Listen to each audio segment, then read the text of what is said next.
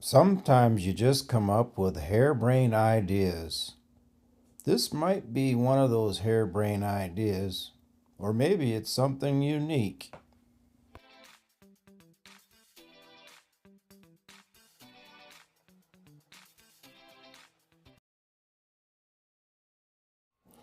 I thought I would try this because I hadn't seen it done before. Maybe I didn't look hard enough, or maybe it's so useless that nobody ever took the time before to try to achieve this. Well, I'm going to give it a go. You can see here I'm marking out my angles.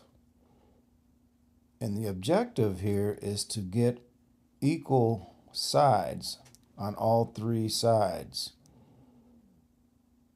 And these are 60-degree angles or 120, depending on the side you're on. This wasn't too hard to accomplish with my compass. Even though that looks like they're uneven, it will work out once I draw this last line. That's my ending point. This is a piece of hard maple. It's repurposed wood. The perfect material for something of this nature where I didn't have to spend any money if this becomes a total flop, which I don't have a whole lot of confidence in it being a success. Wait a minute, that's not the attitude. This will be a success, regardless. I will have learned something. This piece is different than the one that I showed you earlier. This is actually the practice piece. I'll call this my prototype.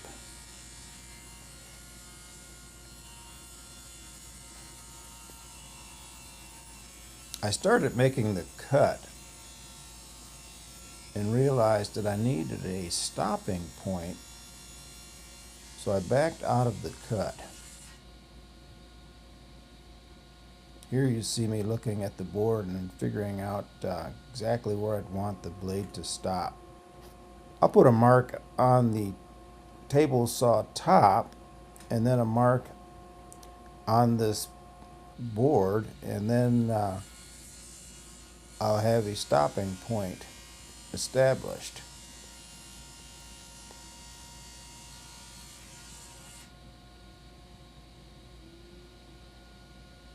Now we've done the first cut, onto the second cut. These two cuts are quite simple. They're a breeze. But the third cut will be a little bit more tricky, as you will see shortly. I'll finish up the two cuts with a Japanese pull saw, making sure not to go too far into the shoulder. But it doesn't really matter because this is just a prototype and nothing will become of this piece except for an example. But always thinking about that. I would like to say that I feel truly blessed. I never thought I would have a woodworking shop, let alone a woodworking shop with a woodworking channel to express myself to the world, basically. These Japanese pull saws are great, and they're especially great for this type of work. You have so much more control over your standard saw, the standard hand saw, that is.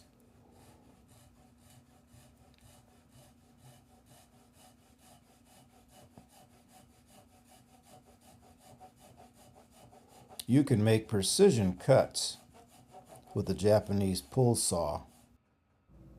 Don't be afraid to start your own YouTube channel. If I can do it, you can do it. If you're creative, And I know a lot of my viewers are very creative and they're very intelligent. They have great ideas they share with me all the time. So start your own YouTube channel and start creating. Now for this last cut, it's going to take a bit of finessing and creative ingenuity.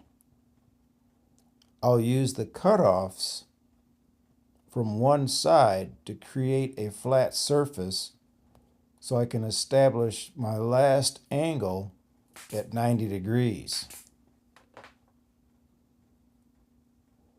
Here you see me checking to see if it's perpendicular to the surface of my workbench, which is pretty flat. Doesn't have to be perfect.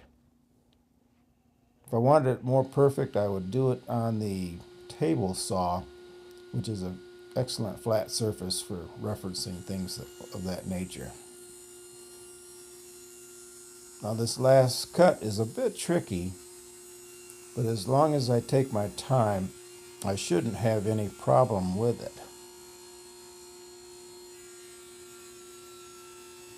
The only real problem is, and it's not a problem, is that the blade height doesn't get to the height that I want to make the full cut through the top of that corner. As you can see, the blade's hidden under there.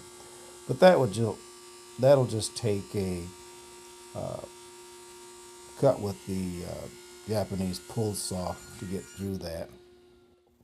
Now that I'm done with that cut, I can remove the leveling pieces that I brad nailed to it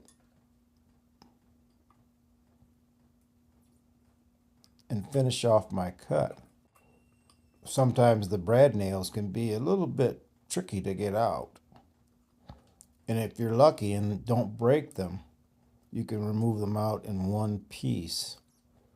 And I was lucky enough to do that here.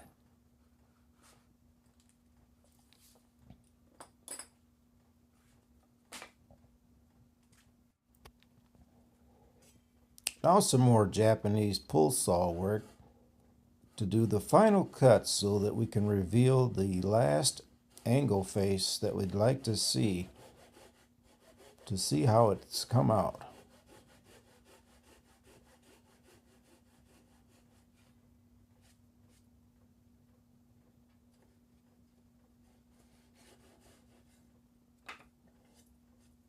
And that wasn't so bad. Now we have our three-sided board revealed. It's going to take a little bit of cleanup because of a little saw mismatch, and I'll just chisel away at the high points and get it level enough to look decent. But I think we possibly have it here.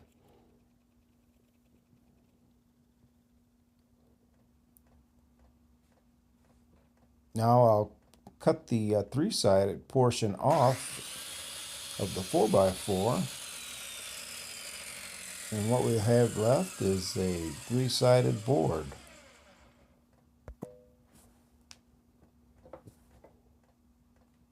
Little trim on the end.